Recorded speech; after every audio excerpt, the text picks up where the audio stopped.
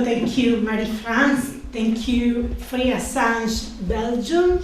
I apologize, my French is not good enough. I can understand your beautiful language, but I'm unable to speak, so please accept my apologies for speaking in English. So I'm an Italian journalist. I'm working for the major Italian daily Il Fatto Quotidiano. And Il Fatto Quotidiano is basically the only major Italian daily which is not owned by powerful oligarchs with powerful economic interests, and is not in favor of war, is anti-war actually. So we get all sorts of attacks, especially after the war in Ukraine and so on. Before Il Fatto Quotidiano, I worked 14 years for l'Espresso La Repubblica. La Repubblica is number 2 among the Italian dailies, and I resigned after 14 years in 2020 in order to be able to go ahead with my work on the WikiLeaks case. So I had to decide whether I wanted to go ahead with my work on the WikiLeaks case, whether I wanted to keep working for my newspaper, and I decided to resign. I resigned. I didn't know whether I could find another job in the field of journalism. Fortunately, I did. It has been very tough economically, almost went bankrupt. But at the end of the day, looking back, I would do again, even if it has been very, very hard financially. So why I'm here? I'm here because actually, even if Julian Assange is free, the case is not over. The case is still what I call the secret power, and I will explain you what secret power is. It's not a conspiracy. It's not something conspiratorial. I will explain you what it is. I work as an investigative journalist for the last 19 years, and 15 years I work intensively, very intensively on the WikiLeaks case. Not just, of course, not on WikiLeaks alone. I was not exclusively focused on the WikiLeaks case, but very intensely on it. And you may ask, why a journalist spent 15 years working on a case? Why so obsessed about this case? And I will explain you. It all started in 28. I was a journalist working for L'Espresso, a very aggressive news magazine focused on corruption, political corruption, focused on Italian politics and so on. And one of my sources suddenly didn't want to talk to me. She was convinced that someone was listening to her conversation illegally. She was convinced someone was listening to her phone conversation. Of course, there is no way to know whether someone is secretly spying on your phone conversation. It might be a paranoia, or it might be real. But this source basically never again wanted to talk to me. She disappeared, and 15 years later, I don't know what she knew, what she wanted to tell me. She never ever told me what she knew. But for me, that experience was enough to think, I have to change. I have to change the way I meet sources. I have to change the way I exchange communications with my sources. Because in these days, surveillance is everywhere. Surveillance is never before there has been such pervasive surveillance. Technology is part of the problem, of course. So, before going to journalism, I got a degree in mathematics. So I knew a bit of this difficult thing, which is cryptography. I had studied just a bit of cryptography at the university, So I thought myself, I have to learn how to use cryptography because, you know, it can help me to communicate with my sources securely. I knew the theory behind cryptography because I had studied it at the university, but I didn't know how to do it practically because I didn't study applied cryptography at the university. And in those days, 28, cryptography was not friendly like in these days. You use WhatsApp. WhatsApp is end-to-end encrypted. You use Signal. You probably use Wire. You probably use this kind of chats based on end-to-end encryption. But in those days, we didn't have anything. We didn't have WhatsApp, we didn't have Signal, we didn't have Wire. It was very, very unfriendly. We just had PGP, which is definitely not friendly, user-friendly. So I needed to understand, I needed to learn how to use it. And you know, in those days, there was only one media organization in the world using cryptography. And that media organization was not the New York Times, it was not the Guardian, it was not the Washington Post. That media organization was a tiny, almost unknown media organization called WikiLeaks, just founded by Julian Assange 2 years before, in 26, and very few people had even heard of WikiLeaks. It was 28. So one of my sources in the field of cryptography told me, you should have a look on that bunch of lunatics. It was supportive of what Julian and WikiLeaks were doing. So I started looking at WikiLeaks. I didn't know them, 28. I didn't know Julian, I didn't know any of them, but I was just looking at the website where they were publishing the documentation, and I was deeply impressed, absolutely impressed. Let me explain you why. Oh, this is my phone, I will explain you why. I will explain you why. So basically, WikiLeaks, Julian Assange created WikiLeaks on October 4, 26, 5 years after the 9/11. And it is very, very important, especially for the young people, to remember what the media atmosphere was like in those days. So here you can see The Guardian with this title, New York Times to use the word torture when describing torture. It looks like an irony. Of course they used torture. No, they didn't. For 13 years, the New York Times refused to use the word torture. For torture, they were using enhanced interrogations, which is something you don't understand. What is this enhanced interrogation?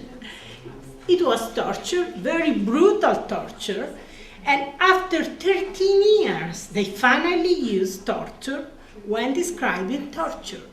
And this was the New York Times, the most important daily in the world, shaping the public opinion everywhere. And they were refusing to use the word torture. And so the public opinion didn't understand until Seymour Hersh published those pictures of brutal torture. People didn't realize that enhanced interrogation was like that, you know, because even the New York Times was calling it enhanced interrogations. Let's look at the Washington Post, also a major daily. No, they were able to get rid of Nixon in the old days. Well, the Washington Post knew that the CIA had a secret prison where they were putting people in these secret facilities. They were torturing them brutally. And they had this secret prison even in Europe, in Eastern Europe, in Romania, Lithuania, and Poland. And then the Washington Post knew where the secret prison were. However, they never published the name. And when they revealed the secret prison, they wrote, "The Washington Post is not publishing the names of the Eastern European countries involved in the covert program at the request of senior US officials. They argued that the disclosure might disrupt counterterrorism efforts in those countries and elsewhere, and could make them targets of possible terrorist retaliation." So they knew which countries had this CIA secret prison, but they didn't publish. Why? Because the US government had told them, don't publish. Don't publish, you will damage our fight against terrorism. So in this kind of atmosphere, it was absolutely crucial to have an independent media courageous enough to publish this kind of information. It was absolutely important. And they did, WikiLeaks did. In 2008, when I was looking at their website, I was deeply impressed. They had published the Guantanamo Manual. I remember that important journalists, important media organizations were trying to get a copy of the documents, and they couldn't get it. So when I saw that document on the WikiLeaks website, I was wondering, how did they get it? Because some of the most important journalists were trying to get a copy of the documents. Why they got it, whereas the other journalists didn't get it? And the reason is that basically WikiLeaks had this technology based on cryptography, which provide sources the opportunity to leak documentation anonymously.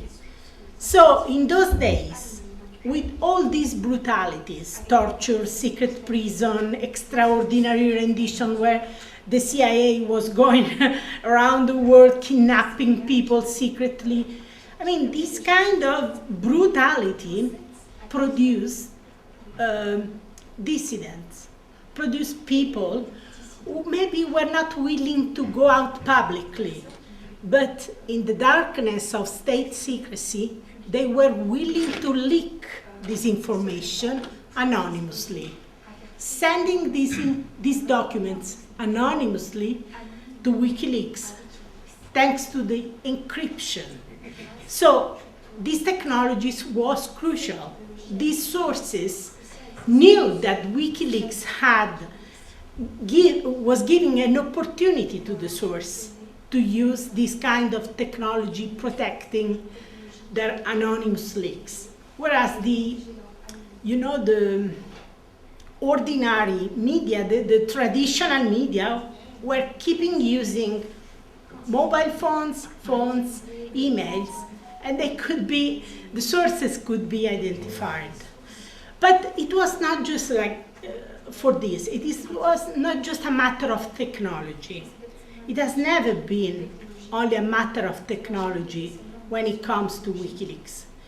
It was also a matter of courage. I mean, WikiLeaks was actually publishing these documents. When they published the Guantanamo Manual, the Pentagon contacted them and asked them to remove it because they were not authorized to publish a secret document.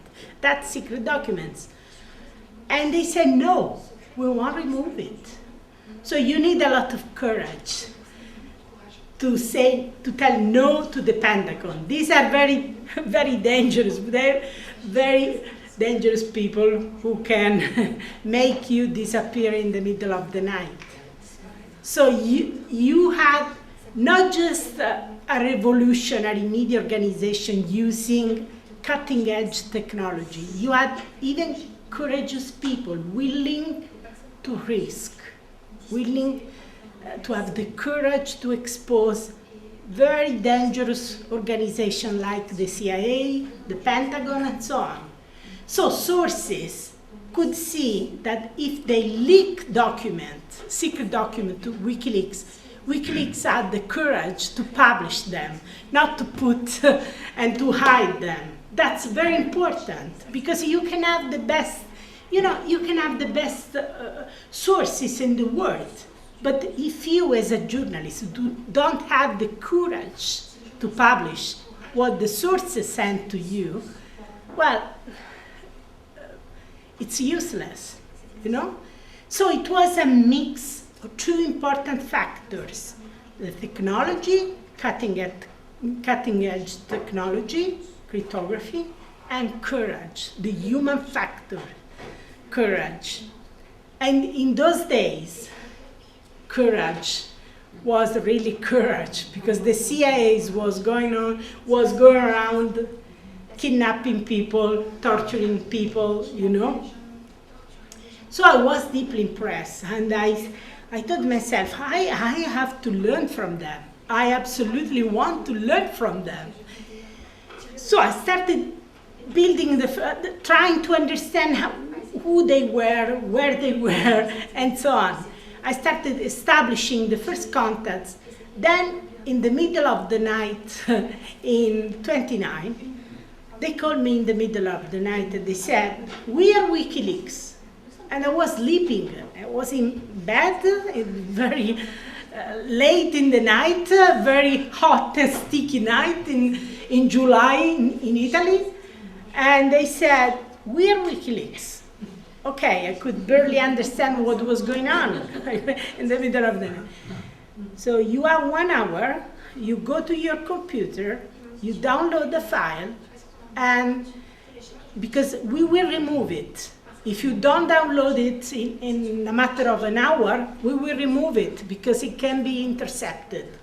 So I woke up, went to my computer, downloaded the file, and in the middle of the night I started listening. It was an audio file. There was an Italian politician discussing alleged state mafia deals. And the morning after, I started doing what journalists do, trying to verify that what was being discussed was real, was genuine information, and it was real. I published in my then newspaper, L'Espresso, in August 29, and WikiLeaks published the original file in its own website, and that was the first time I worked on a WikiLeaks document, on a document shared with me by WikiLeaks. And I remember my editors, yes, it was an important story, it was a scoop, but my editors were quite skeptical, were telling me why we should care about WikiLeaks, what is WikiLeaks, why it matters. I mean, WikiLeaks was not famous in those days. In 29, they didn't have already published Collateral Murder, the document which made them famous around the world. So they were asking me why we should care about WikiLeaks. We have so many troubles, we have mafia, we have unemployment, why we should care about WikiLeaks, Stefania? And I said, because it is a revolution. It is a revolution. They do what no one else does. And 6 months later, my editors understood why I care so much about WikiLeaks, because WikiLeaks published Collateral Murder, which made them famous around the world, and at that point they realized that WikiLeaks was really a revolution. Let me tell you that if I have not worked on this case from the very beginning, in extreme detail, I have worked on all their documents, secret documents, contributing to verify whether they were genuine, whether they were not genuine. And I can assure you, it's very hard to verify secret documents. It's very hard to verify secret documents. Because you cannot go around asking people, how we journalists verify documents. We go there, we ask an expert, another expert, we ask maybe a source, a source in the judiciary and so on. But when you have secret documents, you cannot do this. You cannot go around and tell people, I have these CIA documents, what do you think is genuine or not? You cannot do it, it's very dangerous, you know? So you have to do other kind of things. And so it's very, very hard to verify secret documents. And you know, we journalists work with, you know, for us, is really important credibility. And if we get it wrong, if we say this document is genuine and it is not genuine, our reputation gets destroyed. So it's very intense pressure on us when we have to establish whether a document is genuine or whether it is not genuine. And it has been very, very hard to do this work on all the WikiLeaks secret documents, all the documents they share with me and other colleagues, of course. Among the international journalists, I'm the only one who works on all of them. So I have an intense experience of this kind of work. So, but if I had not worked if I had not followed the case from the very beginning in extreme detail, working on all the documentation and fighting a legal case to get the documentation about Julian Assange WikiLeaks, the documentation from the US government, the UK government, the Swedish government, the Australian government, fighting using what is called FOI. Have you heard of this word? Basically, all sorts of citizens can ask government for documents. I want to know how my university invests money, whether my university has some kind of investment which are not ethical. I want to know whether the town councillor do this, whether they. I can ask this kind of document to the municipality, to the university, to the public administration, to the government, and this tool is called Freedom of Information. You can file a Freedom of Information request as citizen. You don't have to be a journalist. You can be an ordinary citizen. You have the right to know what your government is doing, you know? So you ask for a copy of these documents. And in the case of Julian Assange, after he had spent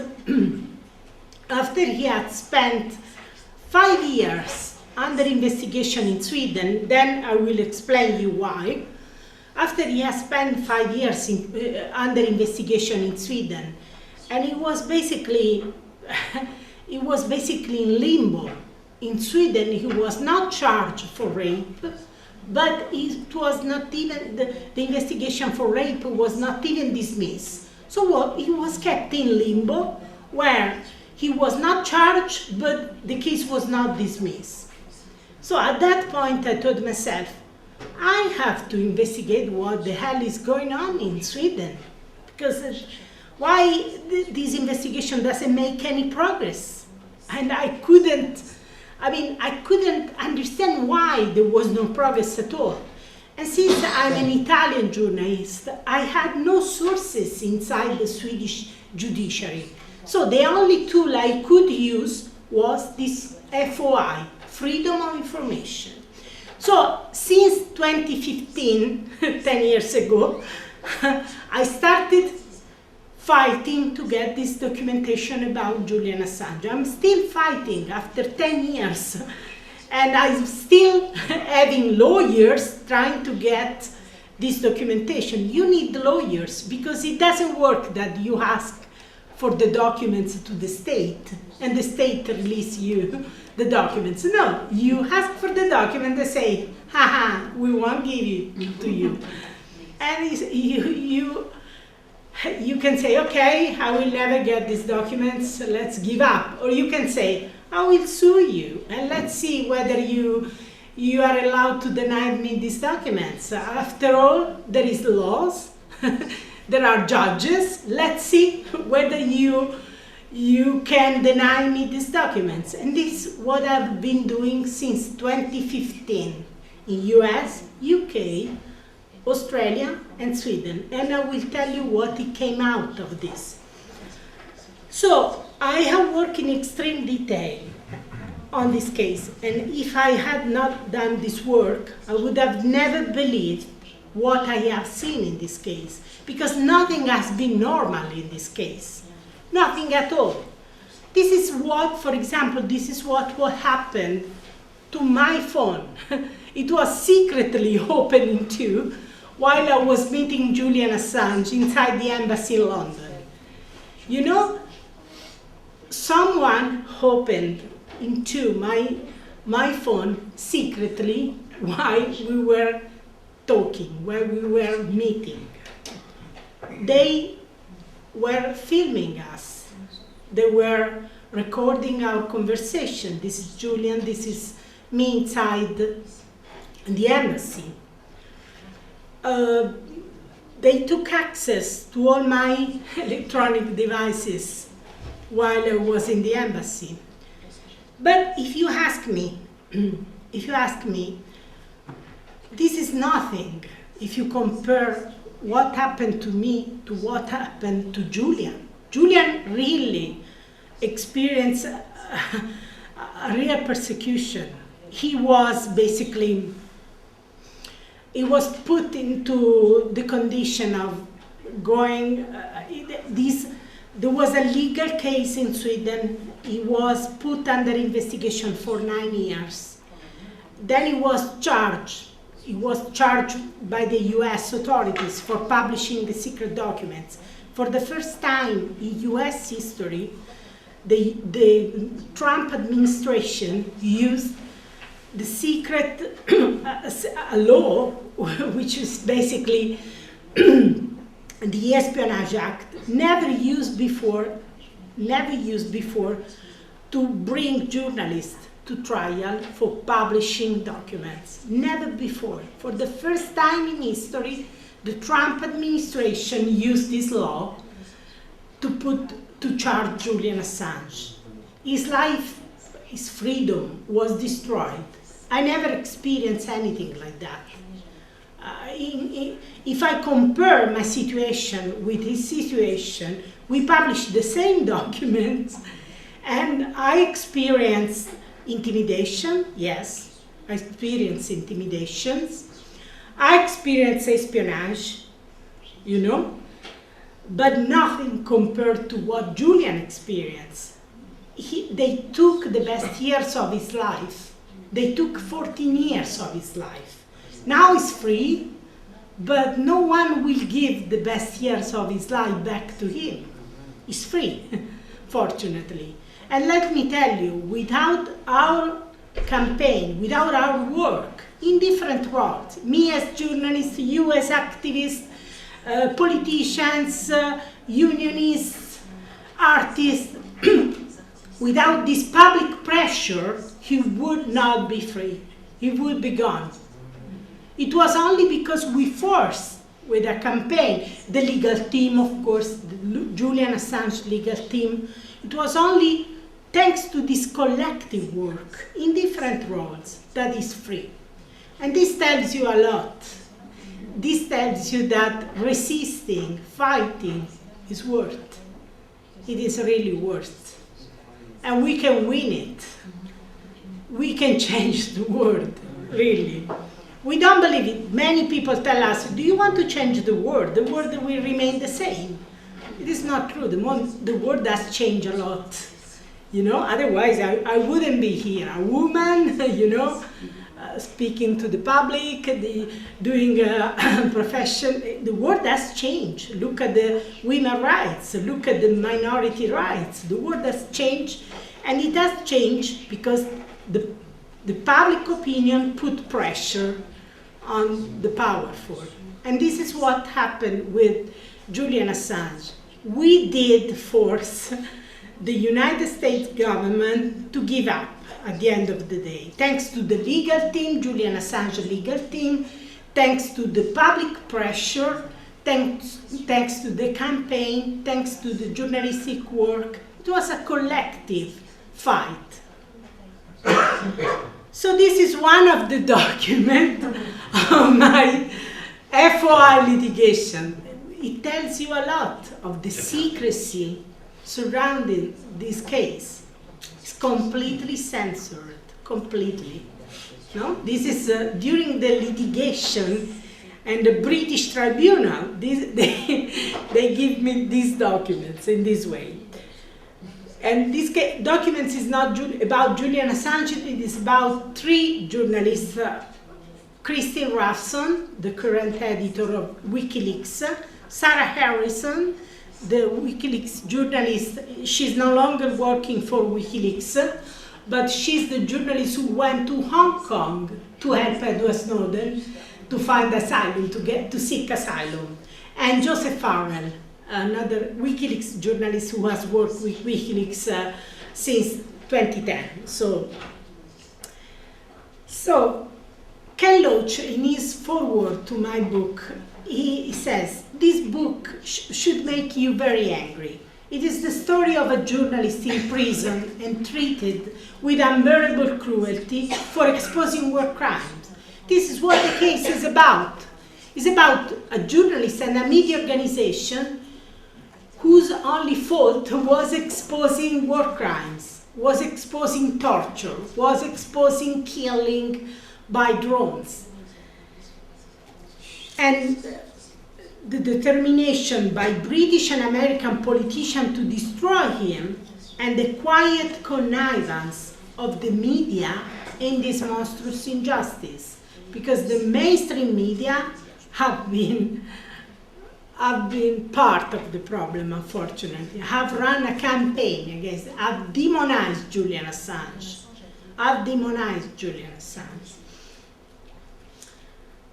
Let's go ahead. So, what made the WikiLeaks unique?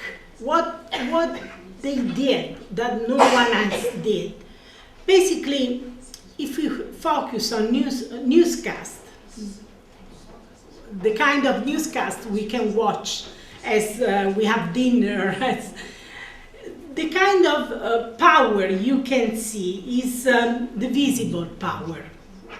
The politics that determine our chances to find a job, healthcare, pension, but there is a higher level of power where secret services, armies, and diplomats operate. I call this level of power secret power, and this is not a conspiracy theory, it's something real. So the President Eisenhower called it the military-industrial complex. It means the secret services, the weapons industry, but in these days it's bigger than this. It's not just the weapons industry, it's not just the secret services. In these days, for example, it includes big tech. You cannot do wars in these days without big tech. Whether it is drone, whether it is other kind of warfare, you need big tech. You need artificial intelligence. We see in Gaza, artificial intelligence is part of the problem because it has been used by Israel to exterminate many innocent people. Google has been at the center of all sorts of protests by workers, in technicians, Google technicians, because they don't want to be complicit. So they even founded No Tech for Apartheid, because they said, we don't want to be part of it. We had this motto, don't be evil. So why we are assisting Israel to exterminate innocent civilians in Gaza? And they are rebelling against Google. So Google, Amazon, whose cloud is being used by the CIA and the intelligence, the American intelligence community. So big tech in these days is part of the military-industrial complex. And this kind of powers is secret in the sense that it's shrouded in secrecy. That's why the ordinary citizen cannot understand, has no control on it, because it doesn't have access to the restricted information on how this power works. But for the first time in history, WikiLeaks has ripped a gaping hole in this secret power, giving billions of people access to secret documents, millions of secret documents, enormous archives of classified documents, revealing how our governments behave when they are completely shielded from public and media scrutiny. They prepare wars, they commit atrocities. And that's why Julian became a target. Julian and WikiLeaks became a target. Never before. I mean, I'm not telling you that before WikiLeaks, journalists were not revealing secrets. They were. You know, Seymour Hersh revealed My Lai massacre in Vietnam. That was a secret, you know. The New York Times, the Washington Post revealed secret documents and secret information. But what WikiLeaks did was not just to reveal some secret documents. They basically ripped a gaping hole in the secret power. They made it systematic. They gave access to billions of people. It is not the journalist who keep the document for itself, write a small article, even a big article, but at the end of the day keep all kind of information he has for himself. No, WikiLeaks make it widely acceptable so that teachers, activists, unionists, scholars can read the documents, can access the documents, can make their own mind, or can use for their own research, or they can go to the court using the documents.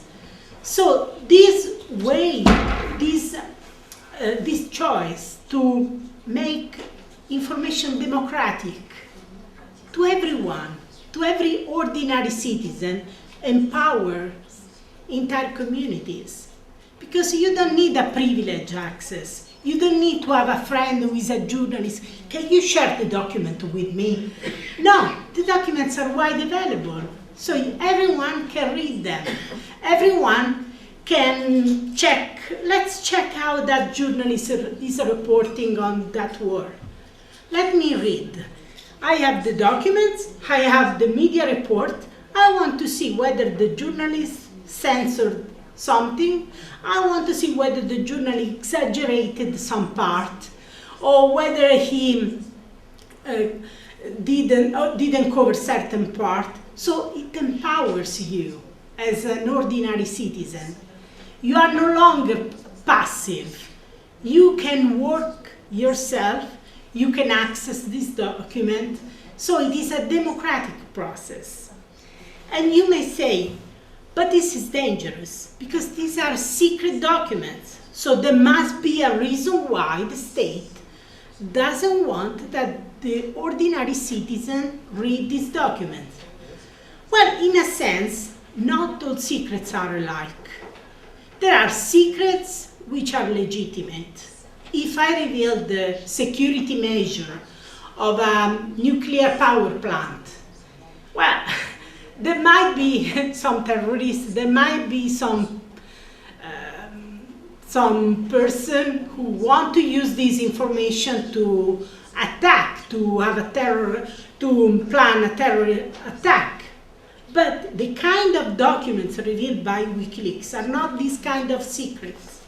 The kind of documents revealed by WikiLeaks are not this kind of legitimate secrets. Those secrets to keep citizens safe and secure are legitimate, but these ones are not legitimate. These secrets are to protect the the state officials from being accountable about state criminality, extremely serious state criminality, war crimes, torture, things like that. So these secrets are not legitimate. These secrets do not protect the citizens, do not protect the safety and security of citizens. These secrets are just basically protecting the powerful, the state official who want to hide this criminality to their citizens, basically. So let's see the documentation for which Julian Assange risks spending 175 years in prison, because he risks spending 175 years in prison for revealing the documents on the Afghan war, the Iraq war, the US diplomatic cables, the documents on Guantanamo. So these documents allowed revealing the true face of the wars in Afghanistan and Iraq. I remember how emotional I was when I got access to the Afghan war logs and Iraq war logs. For the first time, we journalists could access the documents as the war was going on, not after 50 years when no one cared. You know, it was very fresh information as the war was going on. And so for the first time, we could compare what the propaganda machine was telling us about the Afghan and Iraq war and what the soldiers were reporting on the secret reports. And we could see how the propaganda machine worked. We could learn about secret facts we never heard about. They permitted the revealing war crimes, like those you can see in the collateral murder video. They had allowed the revealing 15,000 civilian victims in Iraq, never accounted before. You can say, well, statistics, but for a father, for a mother, those are human beings. They allowed revealing crucial information on the Guantanamo detainees, not just on the military task force operating Guantanamo, but even on detainees. And we could learn why they were brought to Guantanamo, why they were transferred to Guantanamo. They allowed revealing information on the deeply inhumane drone war, which is totally based on secret information that no one can challenge. These people get killed and no one knows why. Why they have been targeted, you know? And they allowed revealing, for example, pressure on Italian authorities to grant impunity to the CIA responsible for the kidnapping of an individual in the middle of the day. Let me tell you this story because I'm very proud of my country for this. We have many troubles. Mafia, corruption, we have all sorts of problems. But this is something I'm very proud about.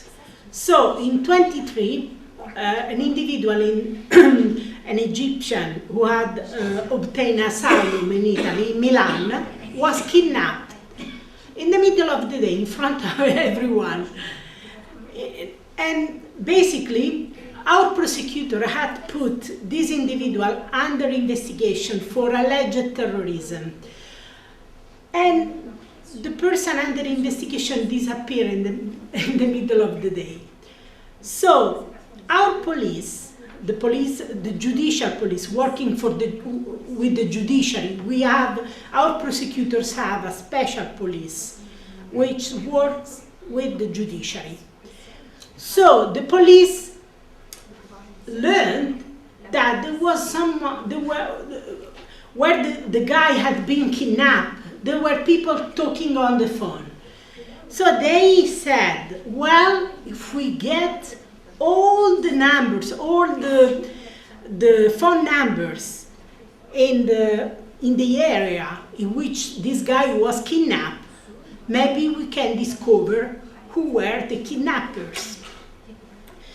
So they basically put together, they got 17,000 phone numbers, a huge number, you know?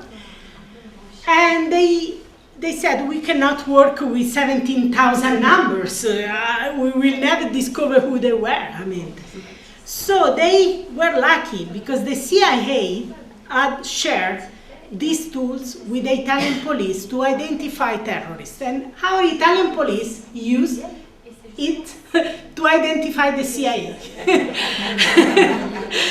And at the end of the day, they were able to identify 26 people, and they were the kidnappers. They were able to identify just using, look, they were not intercepting them. They were just using the phone metadata. Who had called whom 1 hour before the kidnapping, 1 hour after the kidnapping, in the cell where the kidnapping had happened. So these are called metadata, phone records, you know? You may think that these data are not relevant. You may think, well, if they know whom I'm calling, at what time, for many minutes, from where, who cares if they don't have my conversation? That's not true. These data are so important that our prosecutors were able to use them to identify the CIA. You know, the CIA, which have a lot of training and so on. So they were able to identify all of them, and they were able to reconstruct. They put them under investigation, they charged them, and they basically brought them to trial. They had left Italy, of course. They went back to the US, but in Italy you can put on trial a person on trial, even if he's not physically present, provided that his lawyer is available and can represent him. So they were put on trial, the CIA, 26 CIA, actually 25 were CIA, another one was a security guy, and they got final sentences.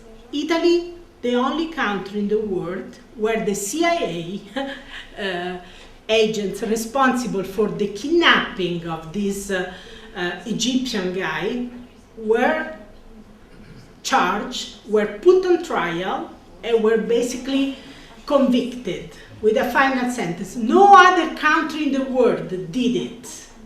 And why we did it? We did it because our prosecutors are drastically independent.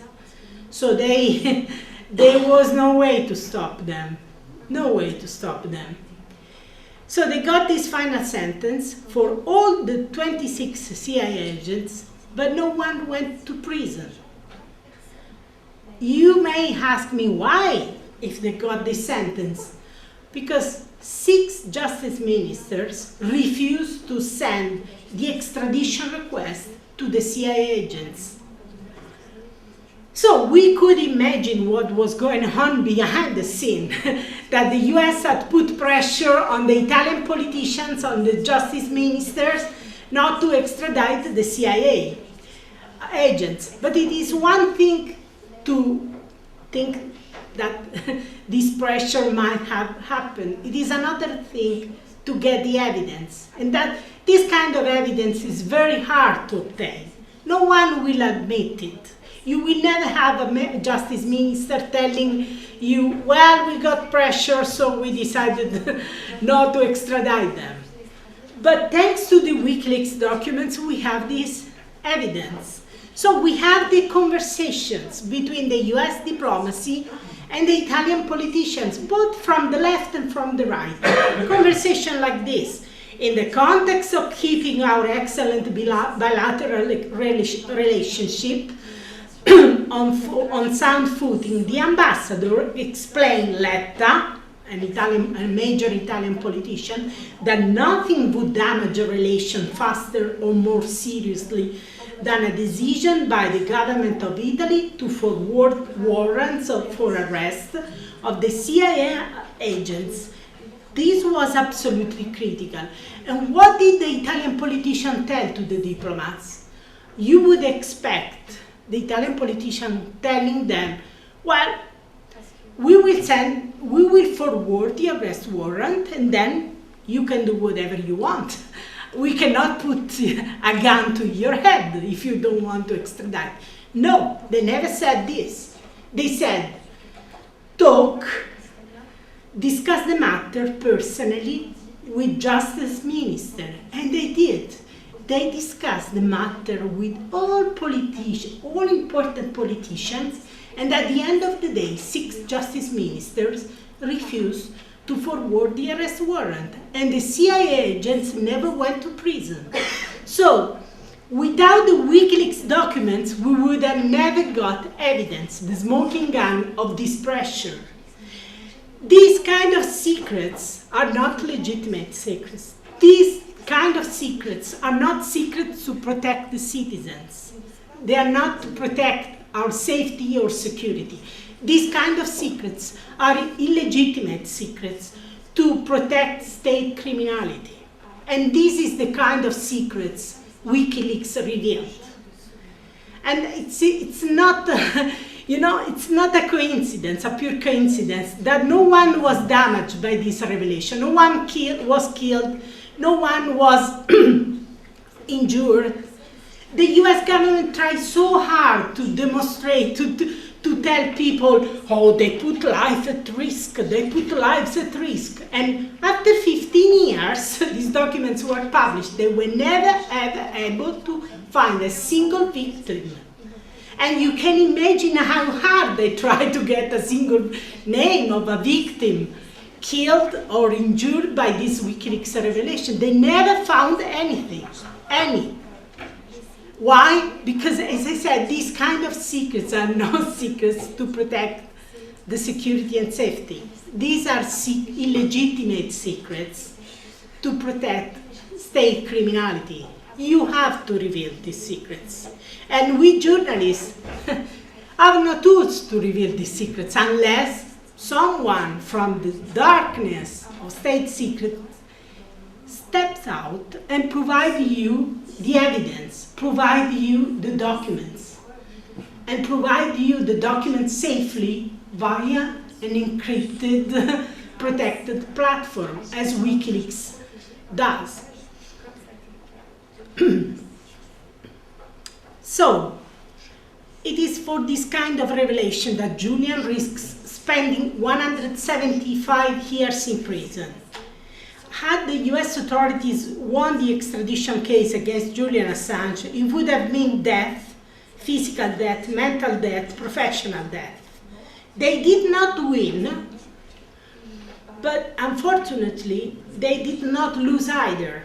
Quite the opposite. They set a precedent that should terrify all of us. This is why it's so important, this case. Because for the first time in the history of the United States, the US government has been able to affirm the principle that revealing war crimes, revealing torture, is a serious crime. And if a journalist reveals torture, if a journalist reveals secret documents about war crimes, he can be charged with Espionage Act violations, which is a terrible law. It's a terrible law. It provides you have no ability to defend yourself. You cannot say, yes, I revealed secret documents, but I did it for exposing war crimes. And no one was injured, no one died. It doesn't matter, nothing matters. The judge doesn't even want to hear from you why you revealed that document. You can be the most, the most noble, the most ethical journalist in the world. This law doesn't distinguish between an ethical journalist who reveals a secret document for exposing war crimes and torture, and a spy who sells a secret to get money from the enemy, from, an enemy state. There's no difference for this law. This law is terrible, and you cannot use the public interest defense. You know, we journalists only have the public interest shield, nothing else. Let me explain you. When I was working for L'Espresso, one of my colleagues wanted to discover what was going on inside the detention centers for migrants. So he jumped in the sea, the Mediterranean Sea, and got the coastal guard to get it and to bring him in this detention center. And he used a fake identity. He said, I'm Bilal from Iraq. He didn't say, I'm a journalist from L'Espresso. I'm undercover trying to discover what's going on inside the center. He said, I'm Bilal from Iraq, and was speaking in approximate English. And of course, he used a fake identity. When the police saw the cover of our news magazine with this journalist, realized that he was not Bilal, he was a journalist undercover, and they were furious because they realized that they had got it completely wrong. And so they sued the journalist, my colleague, and the journalist was put on trial, and you risk 5 years in prison for faking your identity, even if you are a journalist. And the judge said, yes, you committed a crime by providing a fake identity to the police, but you did it for a public interest, for trying to discover what is going on inside the migrant center. So he was not convicted. So this is called the public interest shield. Well, the Espionage Act does not provide any public interest shield. You cannot say, yes, I revealed secret documents, but I did it because horrific things were described in these documents, horrific war crimes, horrific torture, so there is a public interest, and the public opinion has the right to know what is going on. No, it doesn't matter why you did it. The law doesn't allow you a public interest defense. So basically he risked 175 years in prison due to these charges, and now he's free thanks to his legal team, thanks to our campaign, thanks to our journalistic work and so on. But they were able to affirm the principle that revealing war crimes and torture is a serious crime, and a journalist can be charged with the Espionage Act. That's why the case is so dangerous. It's dangerous for everyone. You might be a citizen who gets information about the US nuclear weapons in Belgium. You may get a document about the fact that these nuclear weapons stored in Belgium are not safe. There is a security problem. What do? You go to a journalist and I want that the public know. Well, you risk being charged with the Espionage Act, And you may say, but I'm a Belgian. I live in Belgium. Why I should be charged with an American law? Espionage Act doesn't apply to a Belgian, to a citizen here in Brussels. Well, they did use it against an Australian journalist, Julian Assange. They are asserting their jurisdiction on journalists everywhere in the world, no matter whether you are in Brussels, or whether you are in Australia, or whether you are in Italy. They will charge you with the Espionage Act violation, and your life will be destroyed as it was in the case of Julian Assange. This is why this case is so important. This case is so important. We won the case because it's free, but at the end of the day, we live in a dangerous world where a journalist who reveals war crime can be charged with Espionage Act charges. They set this precedent. So this case the Julian Assange WikiLeaks case exemplifies the upside-down world in which we live.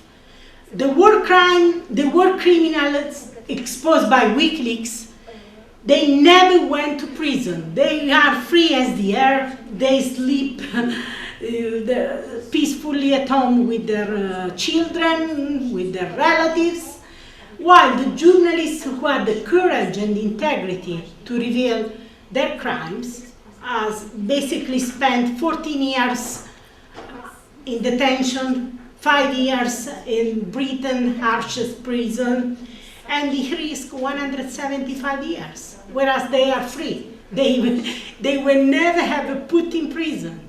How can you accept this, you know?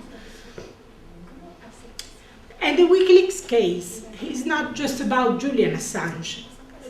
What I call the secret power did not want to destroy him alone. He wanted and still wants to destroy him and the WikiLeaks journalists and to kill the revolution. It is about killing their revolution. And the way it has been done is, it's very scary. I mean, they kept him arbitrarily detained for over a decade, you know? And he tried everything. He tried to go to the UN. He tried to get the UN Special Rapporteur, and the UN institution helped him. The UN Working Group on Arbitrary Detention established that he was arbitrarily detained, and Britain should free him, should compensate him, but they never cared. They didn't. And the UN Special Rapporteur established that he had been psychologically tortured, and they should stop torturing, they should stop detaining him, but they didn't care. They kept him in prison. So they took the best years of his life, and no one can give them back to him. His wife, Stella Maurizi, fought to free Julian Assange and raise their 2 children in truly desperate conditions. Their children have never met his father outside the prison before June 2024. Other journalists, WikiLeaks journalists, are at extreme serious risk. Sarah Harrison, who helped Edward Snowden, risk everything to help Edward Snowden.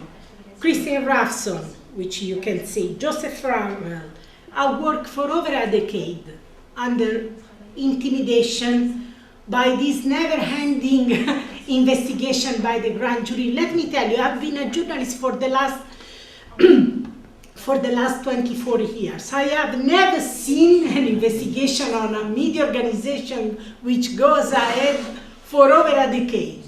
Never seen in my life, you know? Never have. This is the first case in which I have seen a media organization under continuous investigation for over a decade. And not just under continuous investigation, but also under threat, under unique threat, like when the CIA planned to kill Julian Assange. You know, they were planning to kill Julian Assange for his journalistic work. It's a scandal. It's absolutely scandalous. I don't know what Julian Assange and WikiLeaks will make for the future. But what is clear is that if a new Chelsea Manning were to share a new collateral murder video, a new Afghan war logs, those documents which made WikiLeaks famous around the world, and if WikiLeaks published, as they did in 2010, they would immediately find themselves again in the heart of the US persecution and revenge storm. The aim of the United States military-industrial complex and its allies is to destroy WikiLeaks and its revolution, to take out a journalistic organization which has created, for the first time in history, a deep and enduring crack in that secret power which has never been accountable to anyone. This is why the case is not out. This is why they still want to destroy him and WikiLeaks. And if they get new important leaks and they publish them, they will restart. The prosecution will, and all journalists around the world will be scared. Imagine the next journalist who has the next collateral murder. He will she will think twice, and she will tell, I don't want to end up how Julian Assange, 15 years of my life in those conditions. I don't want that. I don't publish. There is only one, you only live once. Why I should experience, why I should go through what Julian Assange did? So this persecution has not just been a persecution against him and against WikiLeaks, but against all of us, against we journalists and you as sources, as public. If you get any documents about Belgium, about nuclear weapons, about NATO, secret documents, and you leak it to a journalist, you will find yourself in this situation. You will go through this hell. So this kind of intimidation has been brought ahead, not just for targeting him and WikiLeaks, but for targeting all of us, to make us being scared. I don't want to end up like he did. I won't do it. You only live once. Why I should destroy my life? I know what is going on. So we think I thought many times, what if I get the next collateral murder as a journalist? I think I will publish, but before publishing, I think I will think many times. I will think about the consequences, because I have seen what happened. And I know that they will restart, So I'm here to tell you what I have seen and I have experienced in the last 15 years. I put all this in my book, which is based on 15 years of work, investigative work on this case. And I'm still fighting to get the documentation. Still fighting. 4 governments have been denying me these documents. If these documents were bureaucratic correspondence, ordinary bureaucratic correspondence, they would never ever deny the documents to me. It means that these documents are dynamite. They contain extremely compromising information, extremely serious information. Some of them we know, because I got some of them using some tricks, like going to Sweden. Sweden is an open jurisdiction. So I thought, if I can get documents from Sweden, I will use whatever I get to get the documents from the UK. And it worked. It worked. They released me crucial documents, like the documents providing indisputable evidence that it was the UK authorities which told the Swedish authorities not to question Julian Assange in London, and basically creating this limbo where he was not charged for rape, but the case was not even dismissed. And the documents are indisputable, provide the smoking gun of this pressure, not pressure, just advice, legal advice. Don't come here to question him. Question him only after extraditing him. And Julian didn't want to be extradited. He wanted to be questioned about the rape allegations, but didn't want to be extradited because he was convinced that once he was extradited to Sweden, he would be extradited to the US. And everyone was laughing at him and saying, it's not true, there are no charges, he will never be charged for revealing war crimes. And they were wrong, it was right. And at the end of the day, they charged him for revealing war crimes. And he was risking 175 years. He was right from the very beginning. And these documents provide the evidence. That's why they are not released. 4 governments, US, UK, Australia, Sweden, and 2 of them destroyed the documents. 2 of them, UK and Sweden. Both the 2 parties of the Swedish case destroyed the documents. And when I discovered that they destroyed the documents, this is what happened to my phone. It was secretly opened in 2 1 month after I discovered that the documents had been destroyed. And when I tried to get a copy of the documents from Sweden, because I was thinking, well, if the British had destroyed the documents, the Swedish should have a copy of the documents because it was correspondence between them. So if one part destroyed the document, the other side should have a copy of the document. So I started insisting, going to the court in Sweden, one appeal, 2 appeal, 3 appeal, 4 appeal, 6 appeal. At the end of the day, they were saying, these documents do not exist. These documents do not exist. And I was saying, it's not possible. The documents do exist. I know that they do exist because the UK authorities stated that the document exists before the judge. So are you telling me that the UK authorities are lying to the judge? And they say, the documents do not exist. And after 6 years, I discovered why they do not exist. They do not exist because they destroyed them. And I discovered this because the UK authorities admitted that their Swedish colleague had destroyed the documents, not because the Swedish prosecutors revealed that to me.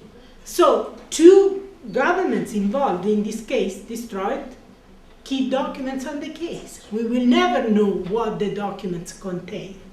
That's why I'm still fighting, because these documents are dynamite.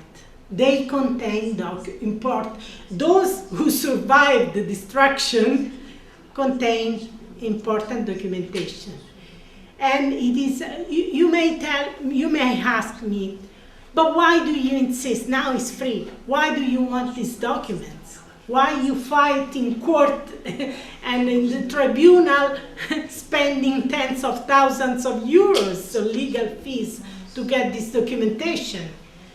Because, you know, unless you get the documents, you can have only educated guess. You can have only opinion. To understand what is going on, you need solid documents. And you need to get them now before they destroy everything. Because if we allow them to try to plan to kill a journalist, to detain a journalist for revealing war crimes, this will create an atmosphere of impunity and intimidation for all of us.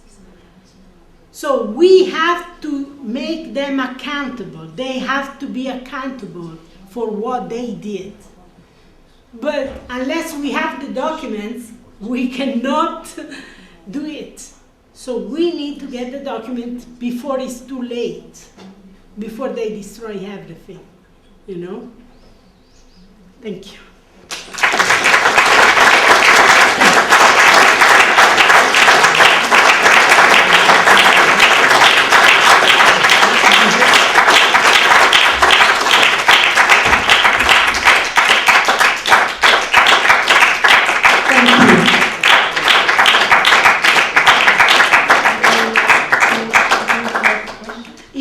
Question, please ask. So, one, could you please come here? Yes. We need come also you. a microphone so that other people can hear. Yeah? So first, Stefania, thank you for your courage. Actually, I don't think I have special courage. Julian and the WikiLeaks journalists they have. I think the only courage I have is intellectual courage. And this is why at the end of the day I resigned from my newspaper, getting in serious financial troubles. But I don't think I risk physically as they they have risk physically. Thank you for your humility. Can you say anything about the February 21st deadline given by the judge to the CPS to explain the gap, the huge gap in its correspondence with the Swedish Prosecution Authority at times of crucial importance in the 14-year Assange case?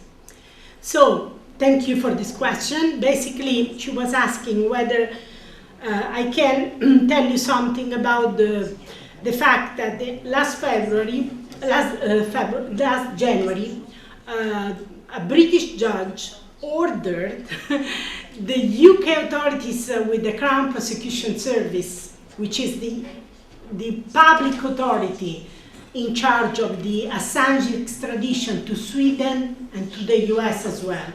And this is the authority, basically, which advised the Swedish prosecutor not to go to London to question Julian Assange. And by doing this, by providing this advice, basically, they created this quagmire in which Assange was not charged, but the case was not even dismissed. So it was kept in limbo with this label, rapist. Everyone is a rapist. Why you care about a rapist? Is a bloody rapist. We should not defend a rapist. So, but at the end of the day, he was never charged with rape. He was never had. They could have questioned him, charged him immediately if they have any evidence, brought him to trial. They never did it.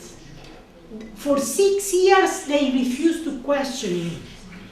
They refused to question. He was willing to be questioned from the very beginning. He had been questioned in August 2010, immediately after the facts, the controversial facts.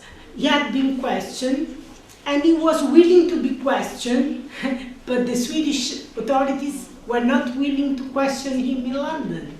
And no one understood why. No one understood why.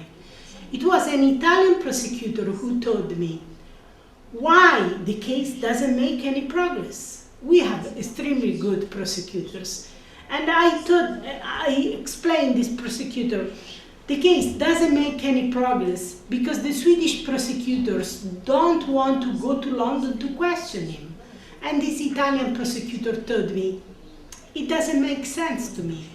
Because we Italian prosecutors went to Brazil to question dangerous mafia bosses. So why they cannot go to take a flight, 2 hours flight, go to Sweden to question him and to decide to charge him for rape if they have any evidence?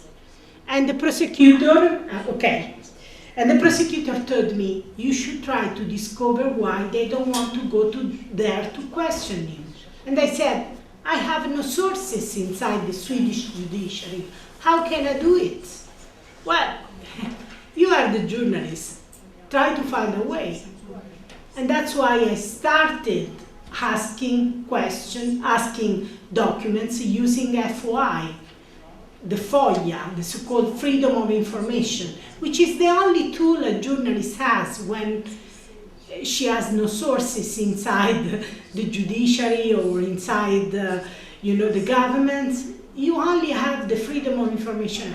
And I asked for these documents, and I don't know why the Swedish authorities immediately released me 226 pages. I don't know why. I tend to believe that someone inside the Swedish prosecution had seen that something was wrong with this investigation.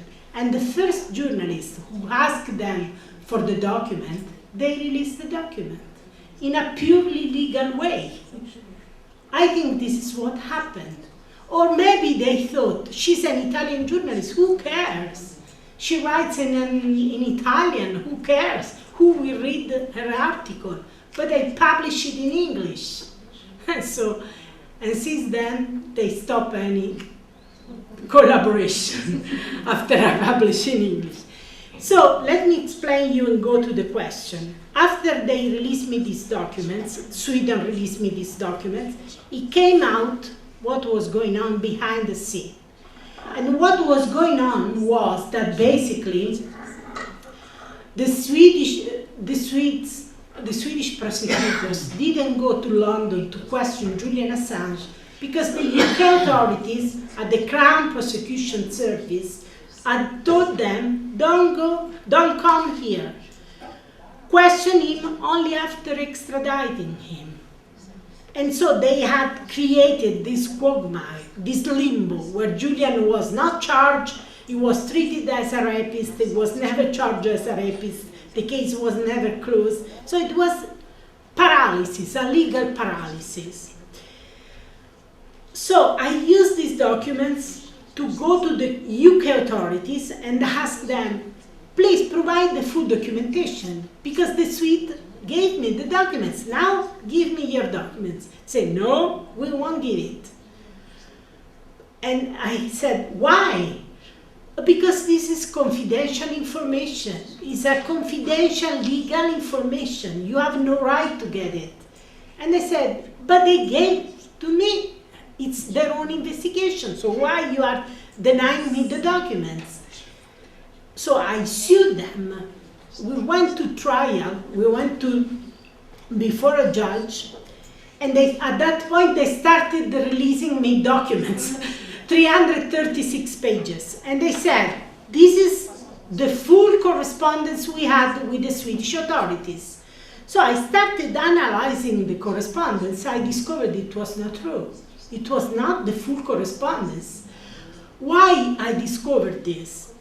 You know, because for example, in some crucial phases of the case, like when Julian was arrested, the arrest warrant, or when Julian took refuge in the embassy, or when Julian got asylum in the embassy, there was no correspondence.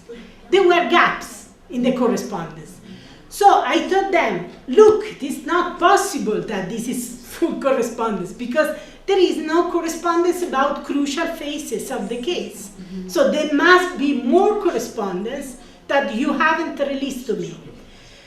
So, with my lawyer, went back to the UK authorities and told them, release us everything. And they said, we destroy it.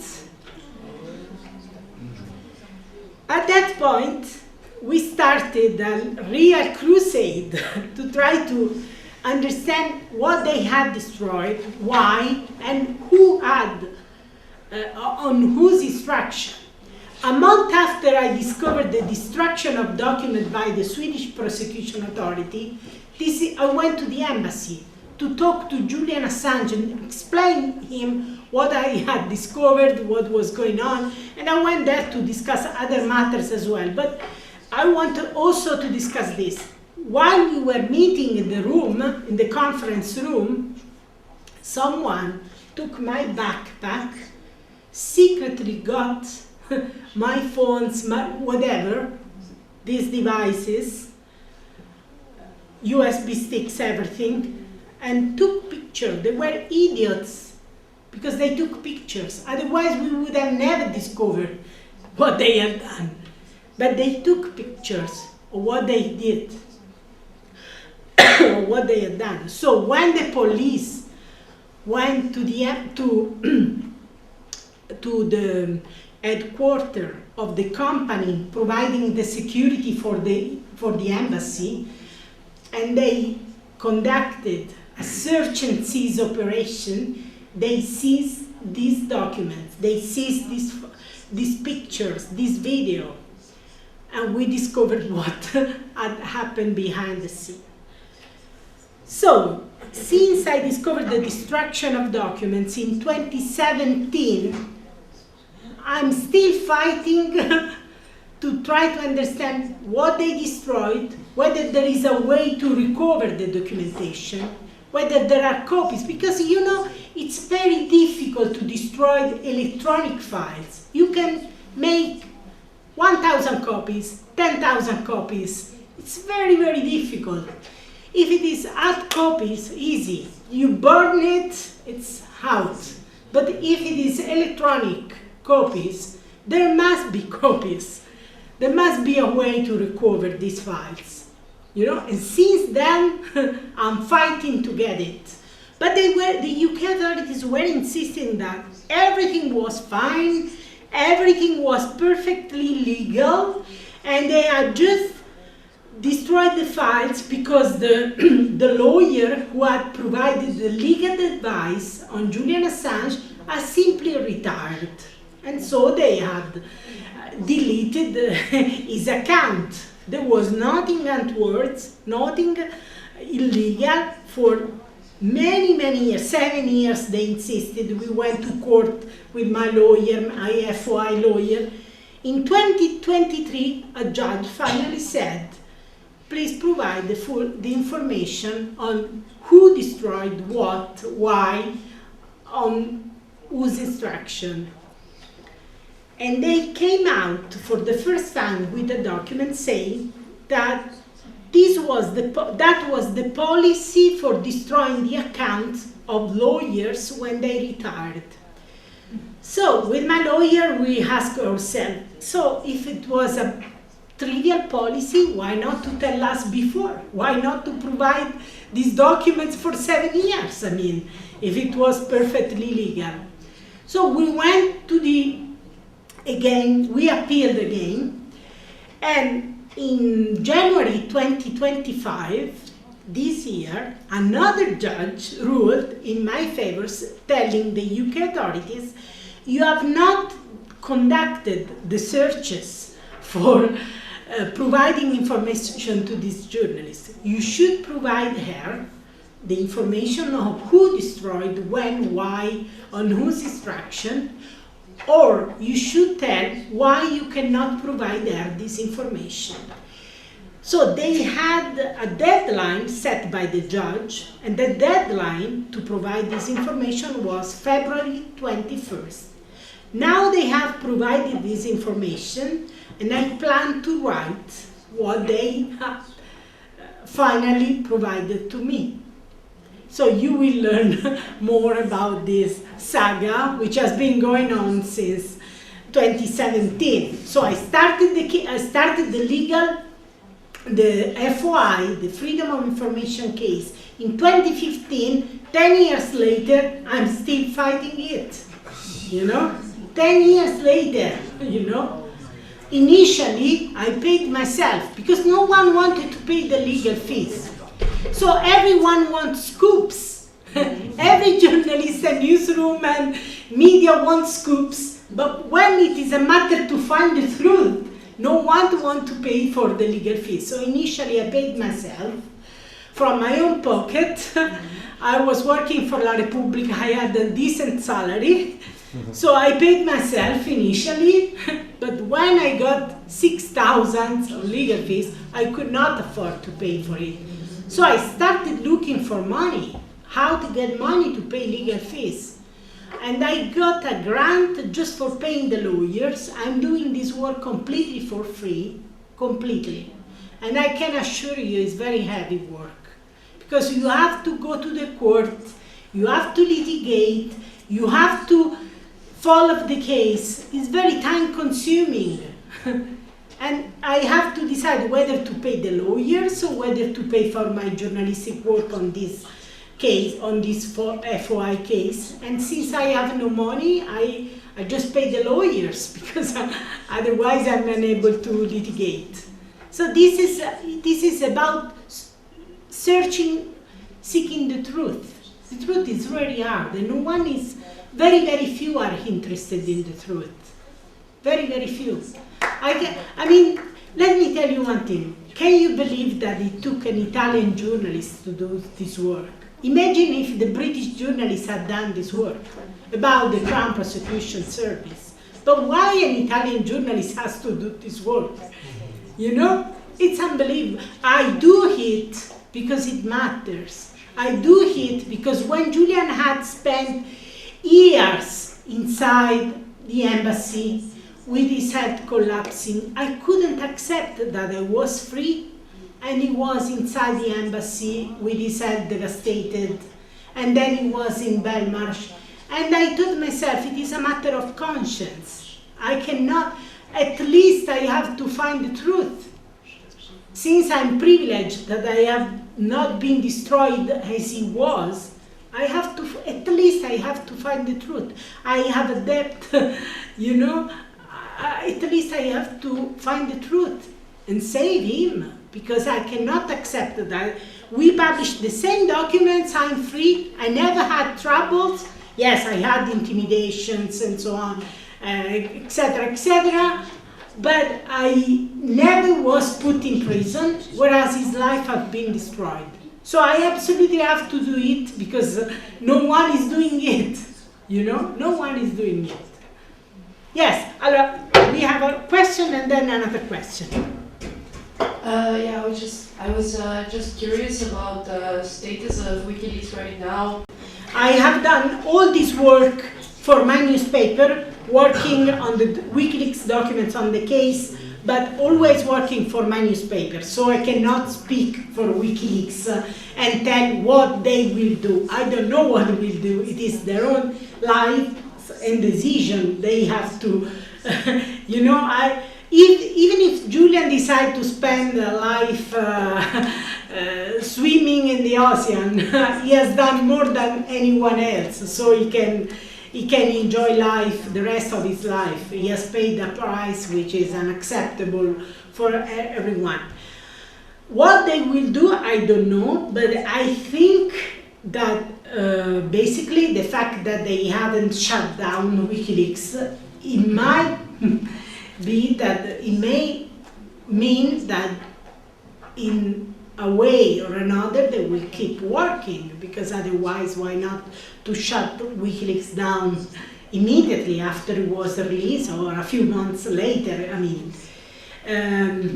I think what is really important to understand is that this persecution, I think this is the worst persecution, I believe, in the history. As far as I know, this is the worst persecution in the history of journalism. I have never ever heard of a persecution like this for over a decade, and with the CIA planning to kill him, with journalists under arbitrary detention for over a decade and so on.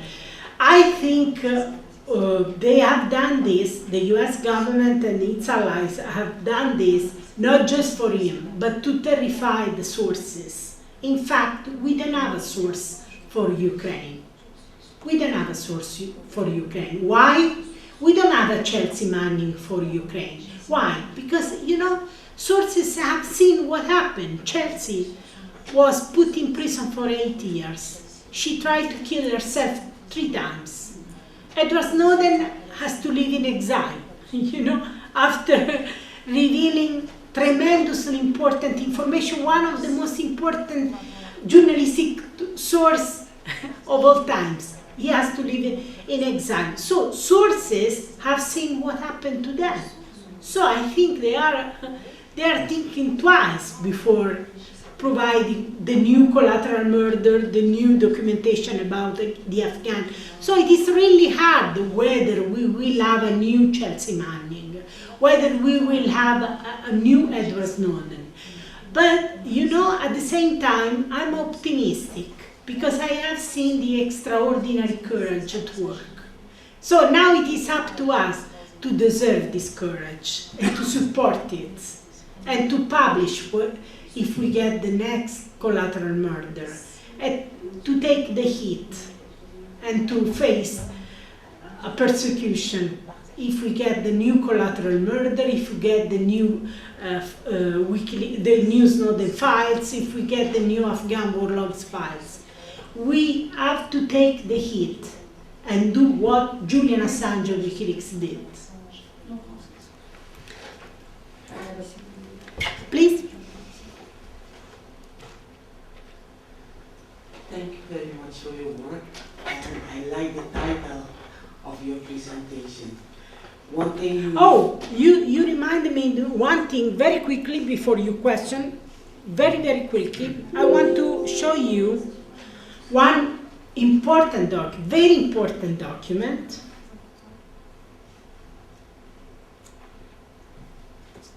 This is inexplicable about my country. It says these few words. This is an excerpt. Italy provides a unique geostrategic platform within Europe for US forces, allowing us to reach easily into troubled areas throughout the Middle East, Africa, and Europe. And because of that advantage, Italy is home to the most comprehensive set of military capabilities, from 173rd Airborne Brigade, which is the rapid intervention force for Europe, North Africa, Middle East. They can deploy it in 18 hours, to cutting-edge global hawks, the drone wars, is based in Sicily, Sigonella, that we have anywhere outside the United States. So Italy is home to the most comprehensive set of military capabilities that we have anywhere outside the United States. This is the US diplomacy writing this. Most importantly, Italy has shown a willingness and even an eagerness to partner with the US in addressing many of the most pressing global challenges of our ages. So, thanks to these documents, I have been able to understand how my country, after the 9/11, has been transformed by the US in the launching pad of US war in the Mediterranean Sea, North Africa, Middle East, Asia. When I got these documents, I thought, well, I'm a journalist, I read 10 newspapers per day. Why I didn't know these things? Why I lost so much of my country? And of course, I lost so much about my country because this was secret information. I had no way to know it. But I was able to publish this information in my newspaper, and I was able to publish in my book. But I was never ever able to go to millions of Italian people in the TV. Italian people get their information from the TV. I was never ever allowed to go to the TV and make people aware that our country has become the launching pad of US war. So I was allowed to publish in elitarian media, newspapers, books, but I was never ever allowed to reveal this information on mass media, like the TV. This is how censorship, the title of this conference is Independent Media and State Secrecy and Censorship. This is how censorship works in democracy. They don't kill you, they don't send killers. They don't stop you publishing in elitarian media, like newspapers, like books, but they don't allow you to reach millions of people going to the TV, where people get news mostly in Italy. So it's more subtle than authoritarian countries where you have the killers, and so people realize, oh gosh, what's going on? You don't perceive this censorship. You think we are free? We are allowed to publish this kind of information, but at the end of the day, we are not really free. This information has not been allowed in mass media. Never ever. I was never ever able to write, to tell in the Italian TV. I was never ever invited to discuss this thing. Never ever. I reveal incredible information thanks to WikiLeaks, and they deserve the credit for allowing me to reveal this information because they provided the documents thanks to their courage, and Chelsea Manning provided the documents. But I was never ever allowed, never ever invited to discuss these things, never ever allowed, not even on the radio, not even on the radio, in my newspaper, in my book, but never ever on the mass media where millions of people get the news. Please, sorry.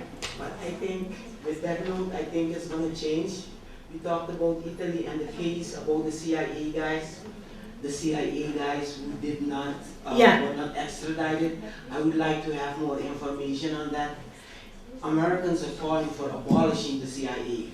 I think the CIA is a criminal enterprise and it needs to go. People need to be made aware of what they are doing, and I think this case, this part, I have to have it for my record and tell the audience, my audience, how America is using Italy, not only Italy, Germany, all European countries, to further a totalitarian agenda.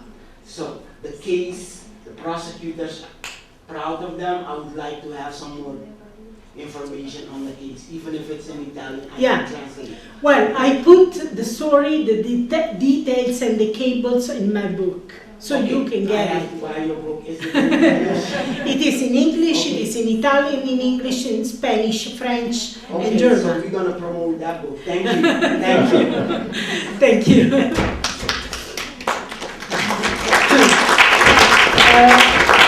Ici, on a en vente le livre en français, mais bon, il existe donc en anglais aussi.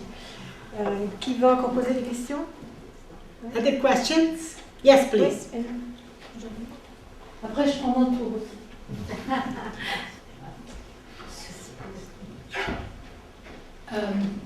Thank you for the presentation tonight.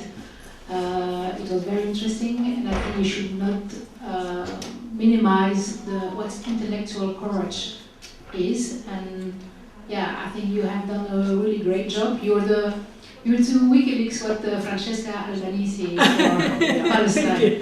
And you have the same kind of energy, and you have a lot of perseverance, because you need a lot of perseverance to stick, and stubbornness, I think, also. And I think it's great. I read at that time your research and your article. It was 10 years ago, I think. And I remember, because I got a little bit crazy on that case. I mean, trying to understand what happened, and so now my question is, next to the FOI request, did you try like the field journalism to try to see what happened locally, to interview people who were involved in that case? Because we are talking about two democratic states who got corrupted, because it's really, they acted like rogue states, hiding, destroying evidence, conspiring.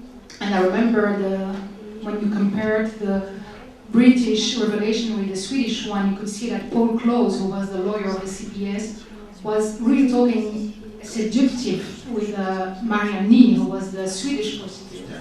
And it was a saga, really. It was, but we never had the end, and I really hope we will get to the end, because the risk, what you will be revealing, is that the head of the CPS at that time was the now Prime Minister of Great Britain, and that would be a huge breakthrough. If you do that, really, you will be my goddess. It will be really fantastic. So at that time, I don't know if it's a naive question or not, but there was a lot of people involved in the Swedish prosecution, and you could see that I don't know, her name was Karin Rosander, she was the spokesperson. You could see that she didn't believe a word about what she was doing. And a lot of other prosecutors. And in the British side also, there was a lot of people involved. I mean, were they journalists on the field of yourself, of that try to find the truth? I don't know, maybe it's in the past, but I'm also stubborn sometimes on that case. And that was my two questions. Do you think about Keir Starmer? That's for now. And for the past, do you have tried to have an investigation on the field? Thank you. Yeah, thank you. So let me explain you.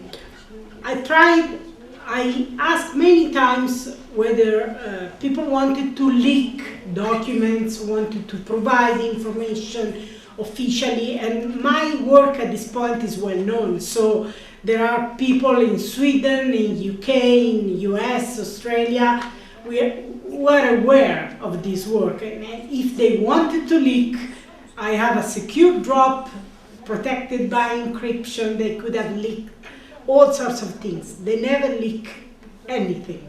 And all I was able to get was from this FOI trench warfare. It has been a trench warfare. And I want to take the opportunity to thank my lawyers, Estelle Dihon, the British lawyer, Jennifer Robinson, who worked initially on an FOI case, the US lawyers who are working on the case purely for free, and the legal costs have reached over $100,000 in legal fees, but fortunately they work for free. So otherwise I would be bankrupt. You know, I had no way to pay for such major prominent legal fees. So I really want to talk all of them, my Australian lawyers, my Swedish lawyers, all of them, because they are crucial for this legal battle.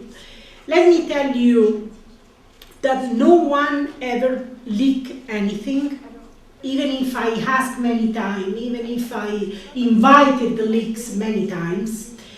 And each time I tried to send question, basically there was no reply accepting the FOI case. The Swedish prosecutors, even the most recent one, was never collaborative with me. She could have been. I mean, she was not the prosecutor who had created this legal paralysis. The legal paralysis had been created by Marianne Nee. But even the latest, the last one who worked on the case never provided any kind of serious cooperation on the case, which is quite unbelievable to me. I mean, quite unbelievable.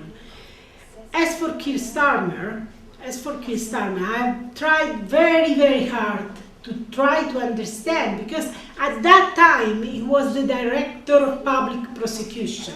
When the most important decisions were taken on the case of Julian Assange, Keir Starmer was heading the Crown Prosecution Service. Was it involved in this decision? Did he take any decision personally, or was it basically assigned to Mr. Paul Close, the lawyer who advised the Swedish prosecutors not to question Julian Assange? To these days, I have no answer to this. I tried hard. I even emailed Keir Starmer, never received any reply. Never. And he never clarified. I mean, I published so many articles mentioning him. I published my book mentioning him.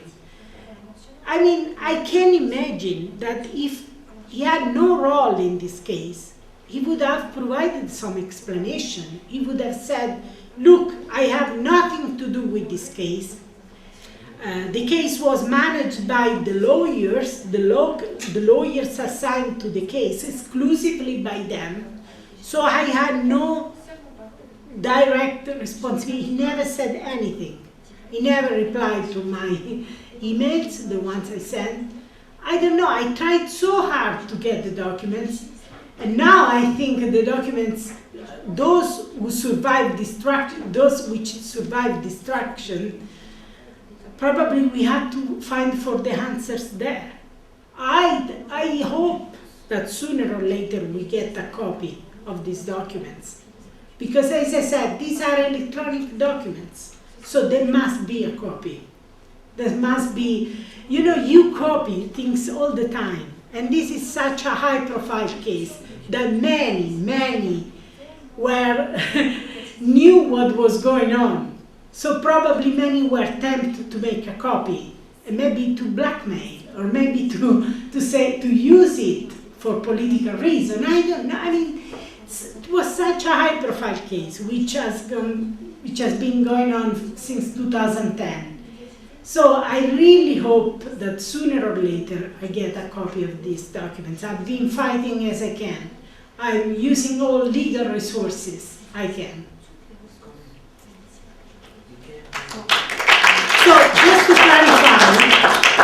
clarify, if you ask me whether there is a smoking gun connecting, telling, providing evidence that Keir Starmer was the one who took the decision about Julian Assange, there is no such smoking gun. But the documents, the conversation between them, between the Crown Prosecution Service and the Swedish Authority are so weird. They make you understand that it was, I had an image, an aircraft flying in the shadow of another aircraft. So the aircraft that we could see was the Swedish case. But beneath the aircraft of the Swedish case, there was the US case. They kept it secret for years.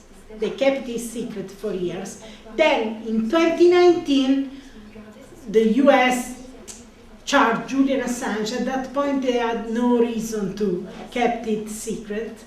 At that point, they didn't need the Swedish case, and in fact, it was closed in a matter of six months. They didn't even question him.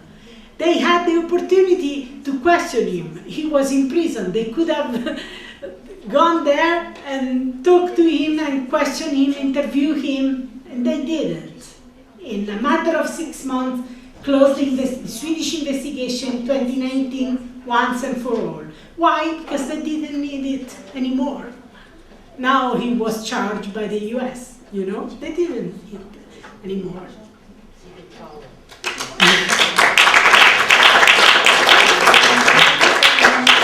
Do we have other question? Otherwise, I will sign the copies.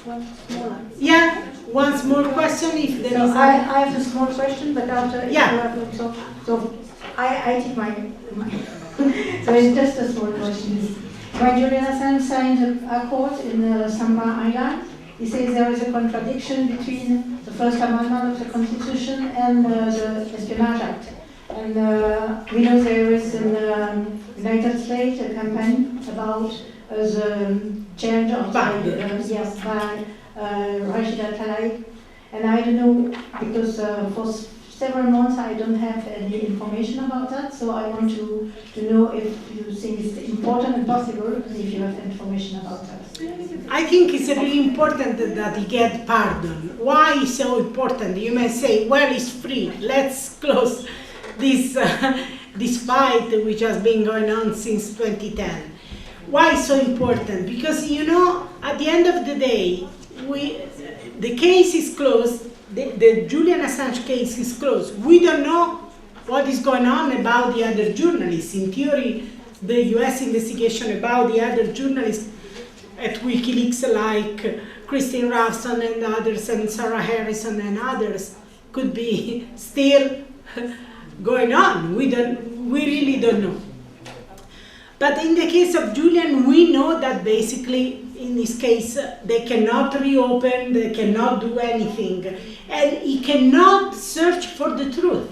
This is also one of the reasons why it's so important to go ahead with this FOIA case. He cannot use FOIA to get the truth about this case, because basically the agreement, the plea deal agreement, the plea deal with the US basically forbids it to use FOIA to get the truth about this case.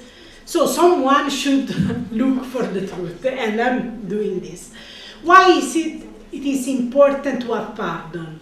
Because at the end of the day, we cannot accept that a journalist who reveals war crime and tortures risk spending his life in prison with the Espionage Act. So we had to defeat this precedent, basically, that they set. Judicially is not a precedent, because a plea deal is not a sentence by a court. So we don't have a final sentence by the Supreme Court saying that Julian was, what Julian did, publishing secret documents, was criminal. If we had a final sentence by the Supreme Court, that would be very, very dangerous, because it would set a judicial precedent when you have the Supreme Court ruling this is criminal. Revealing war crimes is criminal. In the case of Julian, we don't have a final sentence by the Supreme Court. We just have a plea deal, but it's still devastating because they basically set the principle that revealing war crime is a crime and can be charged with the Espionage Act violation. So getting a pardon will help to defeat this theory by the US government. This is why it's so important to get a pardon. I believe he has no chance to get a pardon from Trump, because Trump is the one who charged him. Julian was not charged by Biden or by the Obama administration. The Obama administration opened the investigation, but it was Trump that charged Julian Assange. So I think there are very minor chances that Trump will pardon it. You never know. We see all sorts of weird decisions by the Trump administration, so we don't know. But I think it's unlikely. Whether a future Democrat president will pardon him, I really don't know. I think they want this threat on all of us. So I think it's unlikely that they will pardon Julian, precisely because they want to keep this threat over our heads. Over our head as journalists and you as the public, that if you get any document, you may be tempted to leak this document to a journalist, you should be terrified. They want this kind of intimidation and threat over us.